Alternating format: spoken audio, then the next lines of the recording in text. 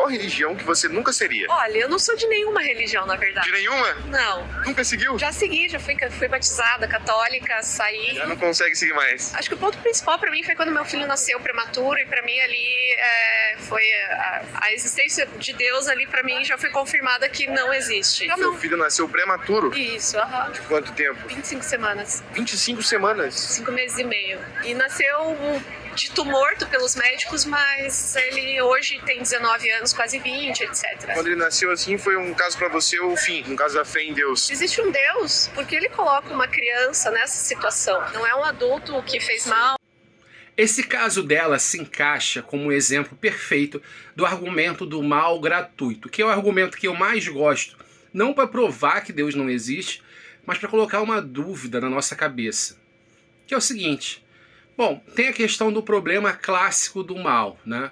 Como é possível que exista Deus, um ser onipotente que pode tudo e que é bom, e que ao mesmo tempo exista um mundo cheio de mal, né? E a resposta clássica do cristão é apelar ao livre-arbítrio, quer dizer, é afirmar que na verdade quem faz o mal é o homem, né? Porque nós cometemos o mal através do livre-arbítrio e que é melhor o Deus criar um mundo com livre-arbítrio, mesmo que exista o mal, do que criar um mundo de zumbis, de robôs, etc. Bom, mas e quanto ao mal gratuito? Ou seja, alguém que não cometeu o mal por uma decisão da vontade, por uma volição, mas simplesmente nasceu com uma doença. Ou alguém, por exemplo, que acabou morrendo ou se acidentando num acidente de causas naturais, por exemplo, um maremoto, um terremoto. Ainda que você afirme, por exemplo, que Deus, para criar o mundo como ele é hoje, foi necessário criar um mundo tal em que existe terremoto, maremoto, etc. Bom, poderiam ocorrer esses desastres naturais e nunca ter ninguém ali. Se Deus é onipotente, todo desastre natural poderia ocorrer de tal modo que nunca teria ninguém ali. Mas não é assim. O que a gente vê o tempo inteiro no mundo são exemplos de mal gratuito.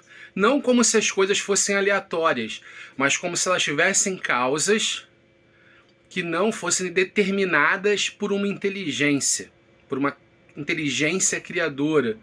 Por exemplo, um bebê que nasce com uma doença tem causas, por exemplo, genéticas, mas elas não são determinadas por uma inteligência criadora benevolente. São determinadas pelo próprio desenvolvimento do mundo. O exemplo mais forte de mal gratuito talvez seja o sofrimento dos animais. A maior parte da vida dos animais consiste em sofrimento. Afinal de contas, eles estão o tempo inteiro com fome, passando fome. Se o animal sofre algum tipo de lesão, ele vai agonizar até a morte, né? Por exemplo, os predadores, os animais carnívoros, eles passam o tempo inteiro em busca de uma presa. Eles fazem um certo cálculo, muitas vezes, se eles vão gastar energia atrás daquela presa, porque se eles não conseguirem pegar aquela presa, eles estão nas últimas já. Então a maior parte dos animais da natureza passa constantemente fome e sofrimento. Na verdade, a vida deles constitui em sofrimento, né? Então por que existe esse mal gratuito se Deus existe? Na verdade, o mal gratuito ele tenta mostrar o quê? Que nós vivemos num mundo que não parece ter sido feito por Deus ou por uma inteligência criadora. Parece ter sido feito por outras causas, por causas internas ao seu próprio desenvolvimento do universo e do mundo, né? Nós compartilhamos nosso DNA com os animais. O DNA humano é 98% igual ao do macaco bonono, 95% igual ao do chimpanzé, 70% igual ao de uma esponja do mar.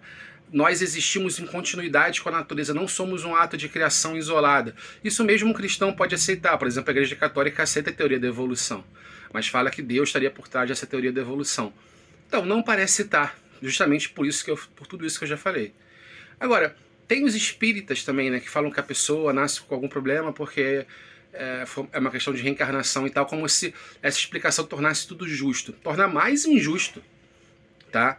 Porque, então, Deus está punindo a pessoa de uma forma completamente sádica. Por que nasce um anencéfalo? Uma pessoa, por exemplo, que não tem cérebro e cujo destino é inevitavelmente sofrer e morrer em 24 horas. Porque essa pessoa cometeu um crime numa encarnação anterior? Olha, que punição sádica de Deus. Até nós, humanos, que somos super imperfeitos, conseguimos pensar em punições mais benevolentes, como a própria pena de morte. É mais fácil você matar uma pessoa do que fazer ela nascer para sofrer e morrer.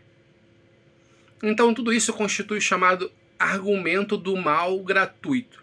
O tempo inteiro estamos, digamos assim, banhados por esse mal gratuito que acontece no mundo, que não é resultado de um ato da vontade, por isso não parece que estamos no mundo feito por Deus ou por um Deus benevolente, mais ainda. Pelo contrário, parece que estamos no mundo que obedece regras internas, que obedecem regras físicas, biológicas, que são resultado do seu próprio desenvolvimento natural e não divino.